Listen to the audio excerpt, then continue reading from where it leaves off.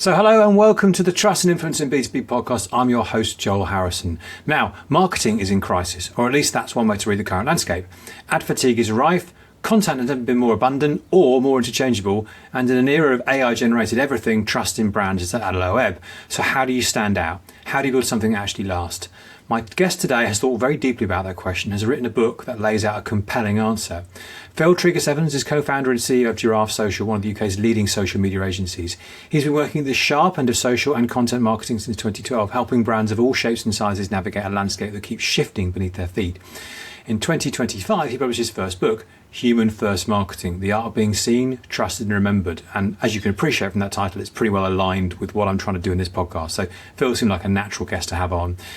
In the book, he's got a framework for putting people back at the centre of marketing strategy built on years of real-world testing with clients.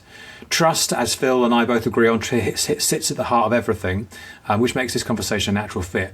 We're going to dig into the problems he set out to solve, the philosophy behind the framework, and the very practical things marketers can do differently starting today. Here's what you'll take away from this episode. Why marketing has drifted away from the human connection and why that matters for trust. What human-first marketing actually means in practice and how it differs from what most brands actually do. How to harness your audience, your team, and your personal brand as trust-building assets. What AI means for authenticity and why the AI era may actually reward human brands more, not less, and how to apply these principles in the B2B context. So if you find this conversation valuable, please do subscribe and leave a review. It really helps other B2B marketers find the show. And if you're watching on YouTube, please like and subscribe so you don't miss future episodes. Right then, Phil, great to see you. Let's get into it. Thank you for joining us. Great to see you. Nice to be here, Joel. Thanks for inviting me. As I said, it seems like, given the nature of what you've published, it seems it'd be completely rude not to. And I really try hard not to read. Sometimes I succeed and sometimes I don't. So we talked about your background a little bit. Giraffe Social been around for a while. Tell us a bit about who you work with, and it's social media as a broad church. Tell us a bit about what it is you do and who you work with. Sure. Yeah. So Giraffe Social is a specialist social media agency.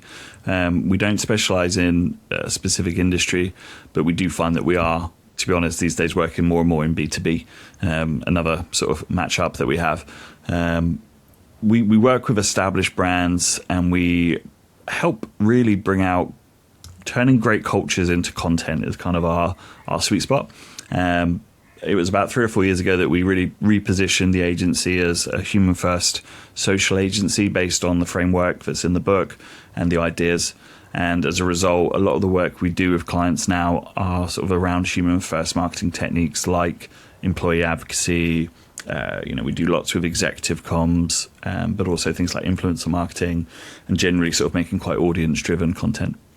Fantastic. Okay, well, that sounds like all the stuff that is very much in my wheelhouse, if that's an expression we're allowed to use these days. So the book came out of years of pattern watching, noticing things that worked and trying to understand why. What were the recurring patterns you kept seeing, and when did you realise they added up to something bigger? Yeah, I think I would say over the last 5 years, I've just consistently seen, and we've seen this within Giraffe, that the campaigns that we were running where people were at the heart of them were always outperforming anything that was more corporate facade and didn't really show the real people behind the business. And the same is true for any sort of employee advocacy. So even before we were sort of offering that as a service, anytime we saw employees get behind content for the brands we work with, you just see the engagement skyrocket. And the same obviously is true of influencer marketing. That's boomed over the last maybe 10 years, even outperforming ads sometimes. So when we were doing our rebrand and our repositioning, we were looking at all of these things. And I said, look, the central point here is people. That's the common thread here, is that the marketing practices that have people at the heart of them outperform those that don't. And I've always wanted to write a book. So it was kind of the first time I thought, you know what, this might be an interesting enough and original enough sort of idea to go and research and to put something together. And the writing of the book, I always say, was almost a bit of a selfish endeavor because it helped me organize a lot of these sort of chaotic ideas into something a little bit more coherent that we could use within Giraffe, but also now the book is out there, other people can take them and use them within their businesses as well. Well, having planned to write a book for very similar reasons last year, I wish you hearty congratulations. And I kind of gave up about a third of the way through for different reasons. Yeah. But It's a slog for sure. yeah. Well, particularly if you're trying to run an agency at the same time. I mean, it's no mean feat. Yeah, trying to balance it wasn't easy. Lots of evenings and weekends and getting up early. I got into a bit of a habit of waking up sort of 5:30, 6 and writing for 2 or 3 hours before the workday started, which became sort of a rhythm that actually seemed to work quite well for me. Well, I mean, I have huge admiration for you. So well done. You got just desserts from it there. And I mean, I should say I do have a copy of it here myself. I should, you're reaching what to do. There we go. And we'll talk about how you get hold of it later on, if that's not obvious already. Your book starts with a blunt diagnosis: marketing isn't working like it used to. Content feels the same. Ads are being ignored, and no one trusts brands. How do we get here? It's a good question. I think one of the big reasons we've got here is because we are so hell-bent on optimizing everything all the time. And I think as we've had more data available to us, we've become more and more removed from really what we're here to do. I think it's easy to forget that marketing is just one group of people demonstrating the value they want to provide to another group of people. And, whether it's B2B or B2C, ultimately it's people to people. And I think we've lost that over the last few decades, I suppose, and we've started to see customers like data points in a spreadsheet rather than real people who have stuff going on and problems and their own lives and their own dreams. And then on the other side of that equation, we've also lent further and further into brand and sort of decreased visibility of executives and leaders. And I think as a result of that, we've just lost a bit of the humanity. But I think when you then pour AI all over it like fuel, it's it's just exploded, and it's become easier to scale up posting 1,000 times a day, and you're not really saying anything, and there's no real people behind it. And I think it's the combination you talked about, the saturation of just how much content is out there. The level of distrust that people naturally have. I listened to the Edelman Trust Barometer episode you did recently, which comes up in the book, to be fair. And we are starting from a trust deficit. And then, as I say, AI is the other one. Is really just kind of made an issue that was already there, I think, probably a little bit worse. Okay, so it's great we're very much aligned. If there's a triumph with your book and this podcast and Edelman is, we're hopefully making some serious case for the importance of trust. Trust is obviously central to your argument, and it's obviously central to this podcast. What does the loss of trust in marketing look like in practice, and what are the symptoms brands should be watching for? I mean, is anything, you said a bit about this already, but it's all about the kind of seeing marketing as looking at people as data points. So anonymization, I suppose, is what you could say. Yeah, definitely. I think that trust is really the modern currency of marketing, but I think because it's so hard to measure, it just doesn't get prioritized. If a manager can't point at a metric and say, "I want you to optimize this. We need more of this," then it becomes a secondary priority. But I think when you see a lack of trust, it shows up as a lack of engagement in obviously in the marketing.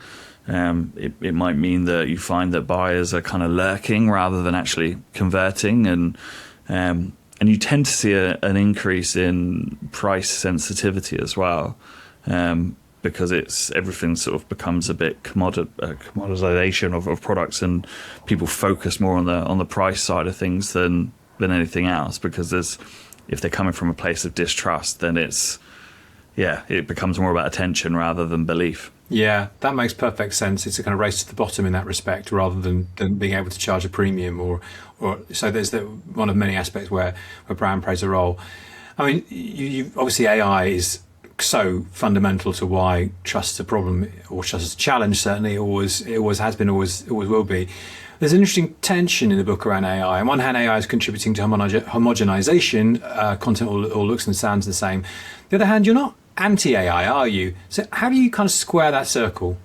I think it just gets really messy and you get really confused all the time. I think AI is moving so quickly that you can hold a belief about something and the following week a new app or feature is released and you think, oh God, now do I have to rethink how I consider AI? But yeah, I'm definitely not anti-AI. It's important. It's an amazing tool. There's loads and loads of ways to use AI that makes our lives better. And I think the general sort of potential of how it could improve just your human lives, I think, is huge. I guess what I always tend to say is that I'm anti-lazy AI. I think, we remove the nuance a little bit from using AI in marketing. We either view it as good or as bad. But there's a whole spectrum of usage in between that I think depending on your own private ethical kind of direction and what you're doing with your brand, then you can decide where that is. I don't approve of people opening up ChatGPT and saying, write me a LinkedIn post and then just copying and pasting it. But if they open it up and say, I want to do a post about this is my kind of opinion on it, and I'm thinking about that, and then it writes something and you kind of tweak it like that, I don't think that is an issue. There are people out there who are incredibly sharp thinkers but bad writers, and I think that helps, and there's people the other way around as well. Like, you can use it to sharpen your thinking. I know that's something I use it for. So I think it's just finding your own personal line, and just being a little bit wary of any time you're replacing something where there was a human sort of involved in it, and it involved taste or heart or soul or any of these kind of human qualities. I think when you lose that, you lose something special from the marketing you're doing. Very well put. I think on a more fundamental layer than that, though, notwithstanding anything you said there, I think you've expressed that really, really well. This is happening, right? AI is happening. You can't sit back and go, I don't believe in it, I don't like it, I have a moral problem with it, so I will ignore it. That's not an option right now. So the question is, how are you going to use it, or are you going to look for another career where it isn't used? Because it is marketing at the moment. Good luck finding one, right? I mean, it's it's coming for everything, and as you can tell by how dashingly handsome and young I am, Joel. I was quite young when the internet appeared, but I remember so much skepticism about the internet and not using it for banking, and it's kind of cheating if you Google something and you should be looking it up. And I think we're just going through that at the moment, and I think we need to embrace it, but we just need to kind of be really conscious about how we do that, and deliberate and intentional. And it's really hard to really understand a revolution that you're in the middle of, right? And we're all in the middle of this thing right now, and it is a complete revolution. So I think it's very well put. So let's talk about your definition of human first marketing. I think we all probably have a stab at what that means. How do you define it within the book, and what does it explicitly reject? Sure. I think that in its most simplest form, human first marketing is where you put humans at the heart of your marketing strategy, and you consider them before you kind of do anything else. And it sounds obvious, but it's amazing how many people aren't doing it. I think everyone agrees it's a good idea, but it's like you don't actually see people doing it too often. Yeah, I mean, I think historically, it's better these days. Historically in B2B, most marketing was corporate, cold, brand-centric, not human-centric, and they managed to, and even when it was focused on the managed to extract any human dimension to the brand as well. So it was like, ironically, we were arguing about whether robots are going to marketing to robots. Arguably, it was right back in 20 years ago. You've been that for ages. I think it's very very clear what. The humanity in marketing or I think the human in marketing is critical. The surprising thing is that I actually think human first marketing lends itself more to B2B than it does B2C. Like, business to business marketing is all about trust. It's all about relationships, and usually, a buying group won't be one person. It's going to be 2, 3, 4, maybe 5, maybe even 10. Like all these different stakeholders.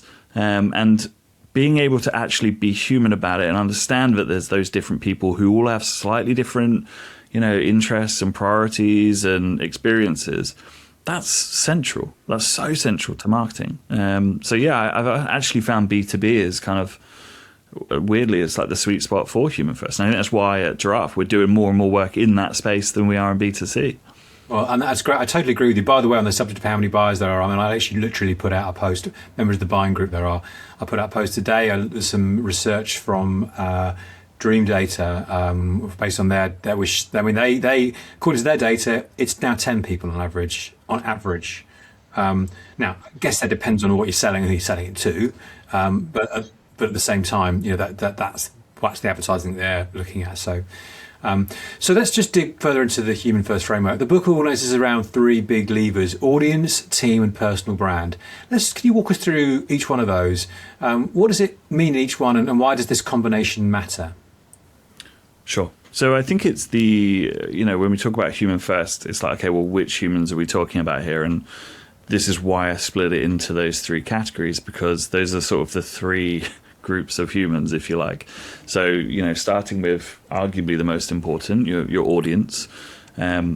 Really, there's techniques in there, but a big chunk of that part of the book is about understanding your audience and actually taking the time to get to know them. And it's amazing how many people will agree with that statement. And then when you ask, have you ever picked up the phone and had a conversation with one of your customers? So, it's like, well, no, I haven't done that. But, and you think, well, okay, it's really the most amazing, useful thing you can do as a marketer, to be honest. So there's a big chunk about understanding your audience. But the audience section really focuses on influencer marketing. Like, how can we invite our customers to actually be part of the marketing rather than, just consumers?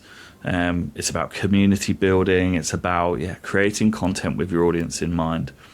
Then we can move on to team, and again, this is, I think, maybe the most underutilized tool, especially in B2B. The work we do with Giraffe, I'm amazed when I speak to businesses that have thousands of employees and they're not really doing anything to sort of engage them in terms of promoting and employee advocacy. And you just think, wow, like, this is such an untapped opportunity. If you can get your team to be so bought in and wanting to be a part of sort of amplifying the message of the brand, is absolutely huge. And the other side of that team side is also involving your team in your marketing from the main brand. So I love when we're hiring at Giraffe that people almost get a little bit sort of starstruck when they sort of say, "Oh my God, that's Bree. She does the podcast," or "That's so and so. They're always in the TikToks," and it's because our team is so central to our marketing. If you look at any of our social channels, you're going to meet the team. You're going to meet the people behind the brand, and I think that's really important. And then the final one is you. Yeah, it's the personal brand side of it, which I'm a natural introvert, and I resisted thinking about having a personal brand and trying to be a bit more of a founder-led agency for the longest time.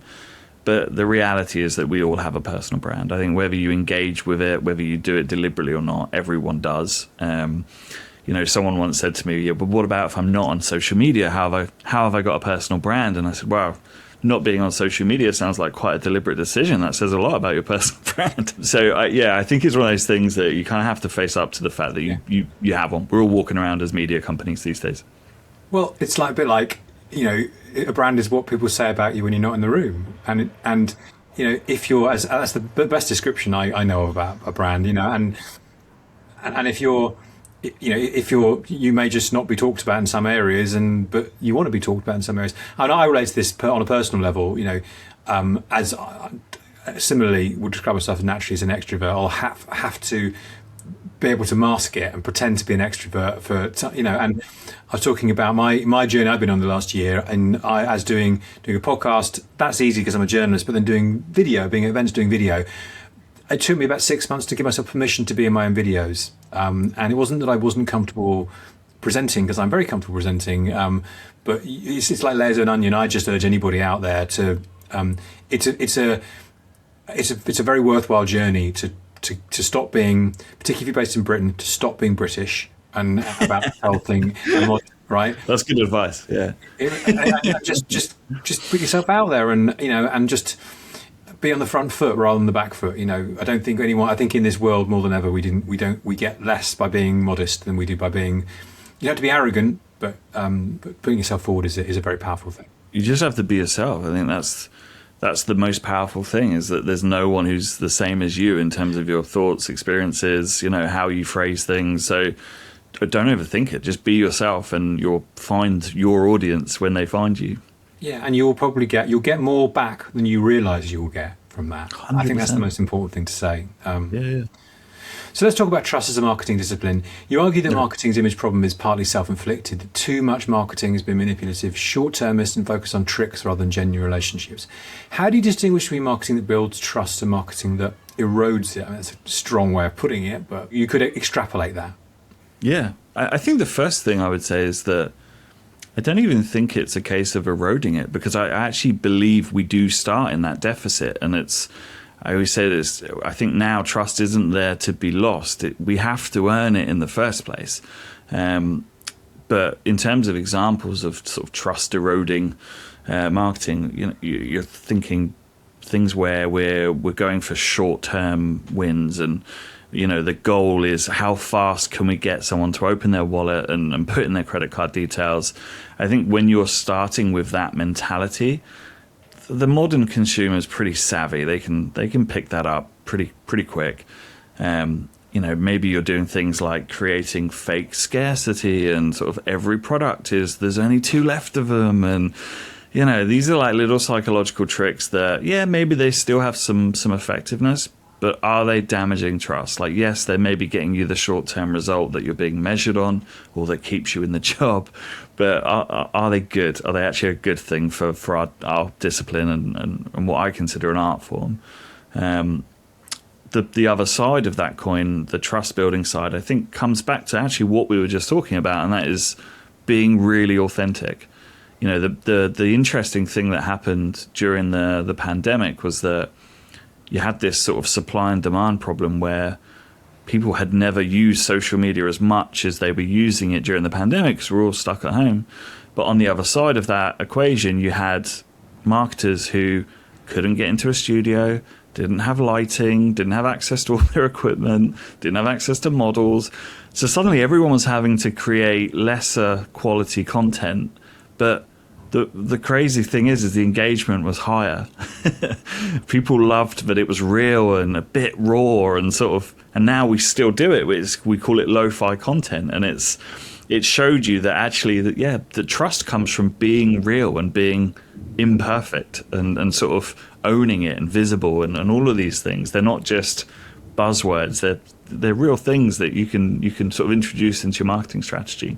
Yeah, that's a very good point. I think it's fascinating, isn't it? The kind of actually the COVID dimensions that gets a bit forgotten. I think we're all thinking about AI, we're thinking about content flooding, but those. I mean, I still remember that where I present my podcast from, and I did loads of digital events, literally loads of digital events over the course of COVID.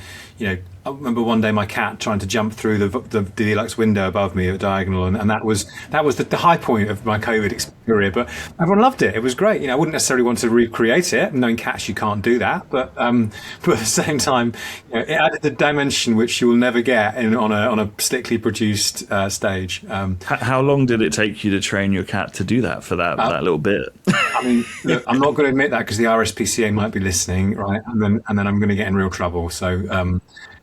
No cats were harmed in the making of this influencer. You're talking about the B2B, B2C divide. I mean, you work in both areas, although more and more in B2B, and we're very, and we I congratulate on your very wise choice there. In B2B, trust, B2B operates differently, trust particularly, longer sales cycles, more complex relationships, buyer groups and multiple people. Does human first marketing translate directly to B2B, or does it need adapting? You kind of said earlier on you think it actually is more relevant here. Yeah, I think so. I think that whether it's B2B or not, people tend to buy from people, and they tend to buy from people they like and trust. So I think it's even more important. And like you talked about longer cycles. Well, if there's ever been something that requires more trust, it's the length of time, and we're seeing it increase all the time, right? Like the sales, maybe you've got a stat ready, I don't know, but like the length of the sales cycle just seems to be increasing all the time. And then obviously all the multiple stakeholders as well. Like I always try and think of it as, this came from a friend of mine who sort of focuses on B2B sales. and he talked about sort of like man marking, that, you know, during a sort of a B2B sales process, really you kind of need to have people from your team connecting with people from their team at the different levels and building relationships, because it all comes down to relationships. Especially if you're a brand that is, I don't want to say an underdog, but maybe, you know, sort of slightly smaller or slightly newer.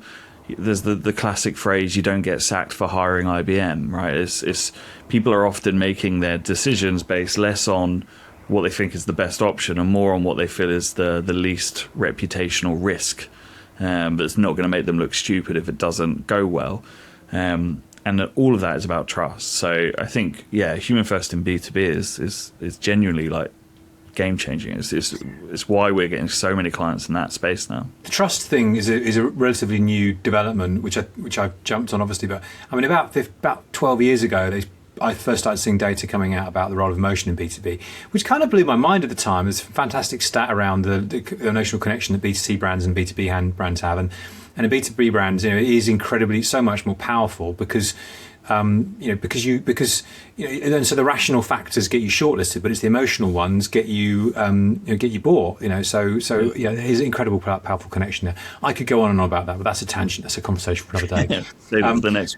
Yeah, well, exactly, yeah. So thinking about this now, kind of in practical terms, as we move towards the end now, if a B2B marketing leader or marketing manager wants to, listening to this, wants to start shifting towards a more human-first approach, what are the first two of things they should actually do this week, not eventually? What are the kind of most actionable things they could kind of start doing? Okay. The first is include more faces in your marketing. You know, if you're posting to your personal brand, try and include more images of yourself. And I know that might seem a little bit vain, but it's statistically proven that when you post faces, people engage with it more. And it could be your team as well. Like if you're a brand, get your team involved in your marketing, get them putting their ideas out there. And whether it's through social, or maybe they're doing a podcast, or, you know, maybe they're writing blog posts, like get your people involved in your marketing, share it out. And then the other thing I would say is think a little bit more about community engagement than posting. I think when people think about social media, they mainly think about posting. How many times are we going to post? What are we going to post? What time's the best time to post? And all these sorts of things. But the reality is that these days, because organic reach is so squeezed, one of the most effective strategies is actually going out and commenting on other people's content, joining relevant conversations, demonstrating expertise. You know, in the book, I give an example of two guys having a party, and one of them has spent ages shouting at everyone about his party and sending out leaflets, and the night comes and no one turns up, and he looks across the road, someone else having a party, and everyone's there. And it turns out that person spent the month prior going to everyone else's party and trying their best to make it as good as possible. And for me, that's like the perfect analogy of social media, because if you go out and you join conversations, you engage in other people's content, you build up some social capital, and you find that it's usually reciprocated. So yeah, focus a little bit less on your own content and focus more on supporting, you know, key people in your industry, potential customers, your own team members. Get out there and support their content, and you'll see the dividends pay. That's very wise words, actually. It's something I don't do enough of personally, so I'm going to take that one away and try and find more time for that, because I'm quite prolific in my posting for the nature of what I do, and I'm often just struggle to stay in contact with the comments on my own post, let alone doing so much. So that is very, very wise words. So thank you. I thank you for that. That's I've got a good takeaway from that myself. But let's thinking longer term into the kind of how, 3 to 5 years. I mean, that's a long way ahead at the moment. 3 to 5 weeks feels like a long time at the moment. Okay, so let's think 9 months to 18 months. Do you think the marketing landscape is going to tip further towards inauthenticity and AI sameness, or are we going to see a genuine correction back towards a human connection? And if you do think that, what makes you optimistic? I mean, the honest answer is I don't know. And I think anyone who tries to tell you that they do is probably lying. But I do think we probably will see some level of correction. But it's just the reason why it's so hard to know is that the ability of the apps are evolving all the time. It's becoming harder and harder to know. We're way past the sad death of the M dash, and people. It's much harder now to know when someone is using AI. But for me, the reason why I feel optimistic is that I think that the book I've written is actually an argument to go back a little bit and to take some steps back to how we do marketing, in the same way that maybe your grandparents knew the name of their butcher, or the person. I always use the example of, if you go into a cafe and you go there all the time and they say, "Oh, do you want your usual?" Oh, it's like the nicest feeling. It's like such a warm, sort of cozy feeling of like, yeah, I will have my usual, thanks. And I think marketing needs to get back to that a little bit more. And because of AI, humanity is now it's the skill. It's the thing that is going to help you stand out. It's the competitive edge. And it's the reason for that is that when something becomes rare, it becomes valuable. And at the moment, with the amount of AI slop that is just being machine gunned across social media, if you take the time to actually just be a bit real and a bit sort of authentic, it really stands out. So machine gunning slop is, I'm thinking Bugsy Malone there, if you can remember. It's actually the name of my next book, Machine Gunning Slop. I'm going to buy it already. Humanity has a superpower. That's what I'm taking away from that. I guess the kind of the moral stories. Does it matter if the whole of marketing is going back towards humanity and authenticity? It doesn't matter if you're the one doing it, because I agree with you that that's what's going to make a difference in this world. And everyone wants to carry on doing machine gunning slop, then that's fine, because if you're the guy, you're the person doing the real stuff, then you're going to stand out for all the right reasons. Yeah, I think that's the thing, is there's an opportunity for marketers at the moment. And that was one of the biggest motivators for writing the book, is that I think if you're smart and you do this right, there's a big opportunity. But you have to be willing to focus on the longer term, focus on quality over quantity, and trying to sort of make marketing a force for good, which is what I'm all about. Sounds good to me. Phil, it's been great to chat to you. Where can people get your book? Yeah, the easiest place is Amazon. Obviously, it's available on Amazon. It's also available on Audible as well, if you prefer audiobooks. Okay, great stuff. Well, it's a great read and fascinating topic. I applaud your choice of topic and your commitment to actually writing something, which is, again, you got one big one over on me on that one. So well done. Thanks, Phil. Next week on Trust and Influence in B2B, we know that employees are more trusted than brands. It's one of the most consistent findings in B2B research, and most marketers will tell you they believe it. So why, when you look at the data, do so few campaigns actually put that principle into practice? I've analysed hundreds of entries into the B2B Marketing Awards 2025, and just 1 in 7 include employee advocacy as an explicit mechanic. The commercial opportunity being left on the table is significant, and most programmes don't even know it's there. I'm joined by Robin Hartley of Paperkite Media to unpack what the data reveals, where the gaps are, and what genuinely effective employee advocacy looks like in practice. That's next week on Trust and Influence in B2B. Subscribe now so you don't miss it.